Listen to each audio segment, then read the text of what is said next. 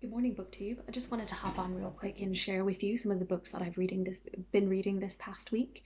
I don't do a Friday reads, but I suppose you could call it that. Friday reads on a Sunday.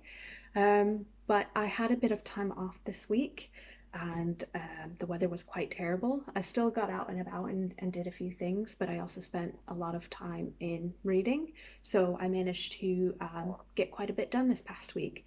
So one of the books that I did actually finish this week, and this is a book that I actually only picked up very recently, within the past month, and I will be doing a separate review on this, is The Red Prince, John of Gaunt by Helen Carr. If you're familiar with my channel, you know that I like popular history and I read a lot of medieval biographies. Um, I did really enjoy this. It's very short. Um, while I did enjoy it, I probably wouldn't give it 4 or 5 stars. I'd probably give it 3.5. I'll be doing a separate review on this, and I'll explain it in more detail why I felt about this book the way that I do. But just to give you a bit of the positives, you know, it's great to have a book just about John of Gaunt, not in the context of him as the son of a king, Edward III, not as him as the uncle of a king, Richard II, and not even as him as the brother of, the famed Black Prince, Edward the Black Prince, or him as the father of Henry IV. So, he's always talked about in these contexts of his relationships with his family. So it was great just to read things where the author, Helen Carr, discusses events from his perspective and what his motivations for his actions were. So yes, I really did enjoy this for that particular reason. I do think, here I am going into the review, I do think that she could have expanded on certain points, but again, I'll go into that in more detail in a separate review. But I do recommend this if anyone does have time. I still think it's worthwhile. So yes, that was The Red Prince by John of Gaunt. And before I move on to that, I don't know if it's meant to be a play on his brother's moniker, the Black Prince, and the fact that the symbol of the House of Lancaster is the red rose, hence the Red Prince. Perhaps that's what she's trying to do with there. But if anyone does know the reason for that, you can correct me in the comments below. But so the next few books are ones that I am currently reading. And the first one that I want to share with you is a Kindle read. So this is the Crusades through Arab Eyes. The picture's quite terrible there. Sorry, it's very bright. But yes, I don't read a lot of first-hand accounts. So in the Middle Ages, that would be chroniclers like Froissart.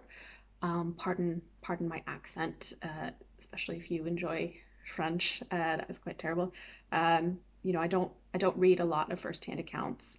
I would much rather read a modern historian tell me what they've read in these first-hand accounts and give me their expert opinions, just because I do find it a lot more enjoyable to read modern retellings. But anyways, this book by Amin Maalouf is this is about what Arab chroniclers had to say about the First Crusade, and I'm probably only 20% into this at the minute. It's something that I normally save to read because it is an electronic book, something that I can read on my way to work if I do have to go in.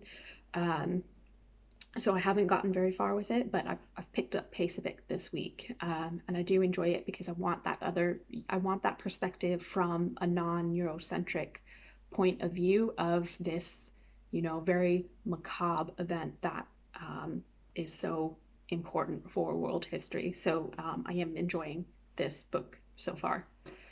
And then I'll come back to the Kindle in a second, but one that I did start to read this week, very recently actually, I only started it yesterday even, is The Perfect Heresy by Stephen O'Shea. And I did feature this book recently in one of my haul videos.